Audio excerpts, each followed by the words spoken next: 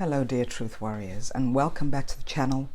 Thank you to all of you, all the new subscribers, and for all of you who have supported this channel for the past 5, I think we're going on to 5 years now. So thank you for that. For those of you who don't know me yet, I'm Petra Van Dale. I'm a spiritual life coach and advocate for survivors of narcissistic and emotional abuse. So today I wanted to talk about the 7 signs that you're still in a trauma bond. And I think the most important sign that is at the top of the list is that you feel that you cannot, or you think that you cannot leave this toxic relationship that you're in. And what is really going on here is that there is a very toxic dance that takes place between you and the abuser. And it's like a push and pull. It's been love bombed and then it's been abused.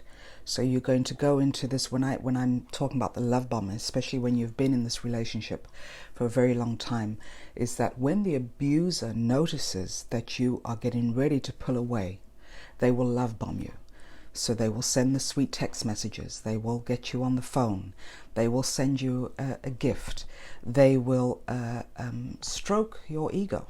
That's really what they're doing. This is the love bombing stage. And as soon as they see that they are drawing you back into the relationship, then the abuse starts all over again. So it's the emotional, the verbal, the physical abuse. It's a push and pull. It's a very toxic dance that we're in. And what happens, what happens in this situation, and I've said this before, it is very much, you can compare it to a drug addiction, or really to any kind of addiction, but I'm just going to use the drug addiction, as I myself was a drug addict for a number of years, very many years ago. I've been clean for, I think it's over 20 years now. But what happens when we are taking this drug, that in my case this was cocaine, so you're taking the drug and your emotions, your feelings are telling you, do not do this. This is damaging, it's very toxic to your body. And then your mind, your ego says, yes, but just one more hit, just one more hit to feel good. Because that's what you're trying to accomplish, is to get that feeling of feeling good. So this is also the dance, this is the chemical in the brain. It's the dance between the cortisol and the oxytocin. Now the cortisol is the stress hormone, and oxytocin is the love or the connection hormone. So this is, when you're being love bombed and then abused, love bombed and abused, this is what is going on in your brain, is that the cortisol and the oxytocin are having this very toxic dance with each other. So in order to get that hit, you will go back, or you will allow the abuser back into your life, or you will re-engage them. This is what is going on. And, this is, again, just to stay on this first point, is that your feelings are telling you to leave this relationship. Your feelings are telling you the truth. That is your essence that is talking to you. But when we have been in abusive relationships, we are taught that our feelings do not matter, that our feelings are incorrect. So instead of listening to our feelings, we will go back into the ego, because the ego is telling you just one more hit, just get that good feeling again. And this is, this is the disregard for our emotions. This is what healing is all about, is when you start respecting and honoring your emotions and your feelings, because your feelings are telling you the absolute truth. So this is the very difficult dance, once again, between the ego and your essence. So this is sign number 1, that you're still in the trauma bond. The second one is making excuses for the abuser, which we've all done. We have all done it, whether it is a parent, whether it is a partner, whether it is a narcissistic child, a friendship, as in my case. We will make excuses for them. We'll say they're having a bad day. We'll say they're having a hard time at work. We'll come up with all manner of excuses to to cover them up, to cover the abuse up. And this is where shame also comes into it. We are ashamed that we cannot get it and implement that breakthrough by leaving, by having that clean break. So we will keep making excuses. I did this too, especially with this last friendship, in narcissistic friendship. I would make excuses for this person all of the time. And then I would leave that friendship, and a week, 2, 3, 4 weeks later, I would go back again, trying to work things out, trying to talk things through, trying to get answers, trying to tell my side of the story. This is all excuses. And, you know, don't beat yourself up about it. We all do it. And on average, we go back 7 times. So be patient with yourself. This is a process that you're going through. But bring me to my third point, is that we hope that they will reconnect with us. So even though our feelings again are telling us do not reconnect, our ego is saying, I hope they do, because again you're wanting that hit of oxytocin, of the love connection, when really there is no love connection.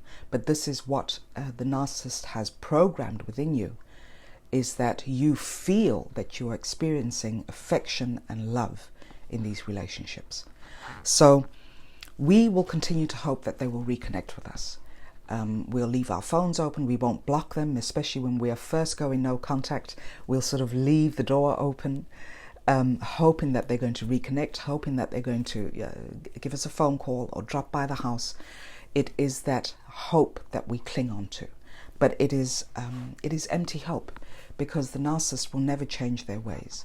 The narcissist is all about love bombing you and then discarding you. And as long as you tolerate it, this is the dance that you're going to find yourself caught up in. The fourth sign is checking your phone every 30 seconds. Now, maybe that's an exaggeration, but we will sort of keep the phone near, jump when the phone rings, or when there's a notification of a message, is that we grab the phone and we hope that it is from the narcissist. This is, it's a very, this is, again, I'm laughing about it, but it's not to make light of the situation, but it is so, you can so compare it to that addiction, that drug addiction.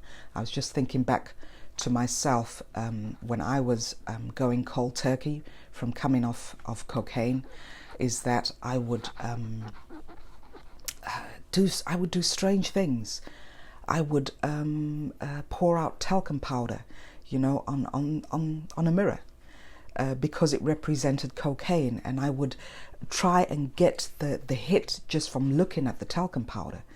It's very weird. As I'm talking about it now, it's such a weird state to be in.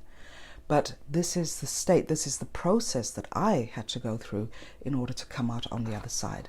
So the same goes for checking the phone or having the phone near you, is to try and get, just by looking at the phone and wishful thinking of the abuser being on the phone, is what we're trying to reconnect to that oxytocin feeling. The feeling of love and connection, a false love and connection in this case. The fifth sign is that you hide your partner's abuse. So you don't tell your friends and family. You downplay the impact and the intensity of the abuse. You will keep it secret from family, friends, whoever is, or your loved ones around you. You will keep it secret from them for a very long time.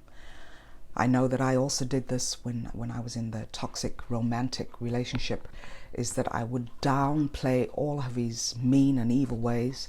I would not tell all to my parents or to my friends. And the same was with the narcissistic friendship. I would downplay it all the time. I would not tell people the truth. And looking back in hindsight, I wasn't telling myself the truth. I was not listening to my feelings and what my body was telling me. The sixth sign is, as we have all been through, is that there are sleeping difficulties. You have difficulty falling asleep. You have difficulty sleeping through the night. You will be getting up every half hour or every hour, and you get up in the morning and you feel absolutely drained. This is because you are filled with stress. Your body is so wound up with stress that you cannot go into that deeper sleep. So again, this is also one of the symptoms, not only of the trauma bond, but also of PTSD, is that you cannot get a good night's sleep. And the other things that we tend to use or abuse is alcohol, is overeating, is shopping, all of these external things that give us that oxytocin feeling. We feel better when we overeat, when we abuse alcohol, when we overshop. So we're running away from our feelings. We're numbing out the feelings by giving our body what it does not need, but it is a temporary hit. Because you cannot get back to the narcissist, or because the narcissist is ignoring you, you're looking for that hit, that good feeling. So you will find it in other ways, external ways. And the seventh sign is the cognitive dissonance. Now, I've made a whole video on this as well. The cognitive dissonance is that you are holding two contradicting beliefs at the same time. And this is what I meant earlier when I said that we have our feelings are telling us this person is no good for you, you need to stay away from them. And then our ego, our mind is telling us, yes, but. So there is the inner conflict right there, and the cognitive dissonance. So these are the 7 signs of us still being in a trauma bond. I'll just go through them one more time. The first sign is you feel like you cannot leave the toxic relationship. So there's this toxic dance with the cortisol and the oxytocin. This is what happens in the brain. The second one is making excuses. The third is hoping against hope that they'll reconnect with us. The fourth, checking your phone every 30 seconds.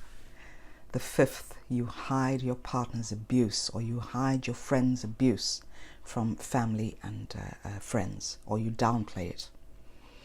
The sixth one is that you have difficulty sleeping, that you will externalize your pain. You don't want to go to the pain, so you externalize it by looking for things outside of yourself to make yourself feel better. And the seventh one is cognitive dissonance, so holding two contradicting beliefs at the same time. Now, the way to get through the trauma bond, every single person that has been through abuse, and in this case narcissistic abuse, we all go through the trauma bond. We cannot escape from that trauma bond.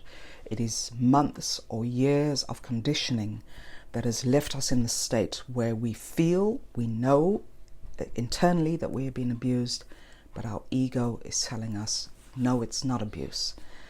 And this is, again, no one can escape this. This is what we all go through. But for us, those of us who have been on this healing journey for a longer period of time, we know that there is light at the end of the tunnel. And that is what I would like to say to you, is that there is light at the end of the tunnel. And it's when realizing, so when taking these 7 signs that you are still in the trauma bond, this is when you move into a new state of awareness and of consciousness. And when you feel the urge to get back in touch with the narcissist, when your phone rings and you see that it is the abuser who is calling you, remind yourself in that moment, this is abuse. This person is toxic, is no good for me. This person is causing damage to my overall well-being. It is to keep coming back to that state of consciousness and keep reminding yourself, this person is no good for me. So what you in effect are doing in this situation is giving the focus back to yourself, because we have been taught and programmed to give the focus to the abuser all of the time. It's turning that focus around, and it's a challenge. It is a challenge and it is a process, but you need to keep telling your mind to shut up, just shut up, and turn the focus back to yourself. Listen to your feelings, validate your feelings, be honest with yourself, And this takes a lot of repetition in the beginning, where you have to be very conscious of how you speak to yourself, very conscious of the state you're in, very conscious of the situation you're in. Turn the focus back to yourself. It's part of the process. It is part of your healing process. Don't forget that you are in the process of healing. And when we are in that process, you cannot expect yourself to go from 0 to 100 within a week or within a matter of weeks. It takes time. So you need to have patience with yourself and be gentle with yourself in this situation. So it's keep reminding yourself, it's turning the focus back onto you. It is keeping yourself safe as much as you can. And then the more that you set those boundaries with yourself, the more that you tell yourself, this is abuse, I'm listening to my feelings, I am not going to answer the phone, I am not going to let the abuser back into my life. You may fall down a couple of times as long as you get back up again. This is what the healing process is all about. And don't forget that you have everything that you need to heal yourself on the inside. It is an internal job.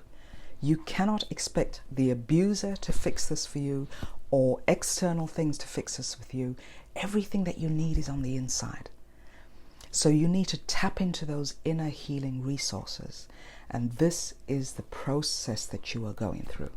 So don't beat yourself up about it, as long as you keep coming back to that state of consciousness. That is the way to go. So yes, those were the points of the trauma bond. Just be kind and gentle with yourself. That is what I can offer you, is that it is very frustrating and you get very angry at yourself when you realize that you have allowed yourself to be pulled back. It's like being under a spell. And when we are pulled back into that state, is that we get very frustrated with ourselves, very angry, and we beat ourselves up about it. Stop doing that. It is not helpful. So you need to have the patience and the courage, because courage is not something that can just be implemented. Courage comes from taking action.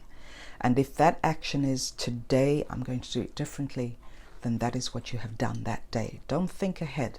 Don't think, what am I going to do tomorrow? What am I going to do a week from now?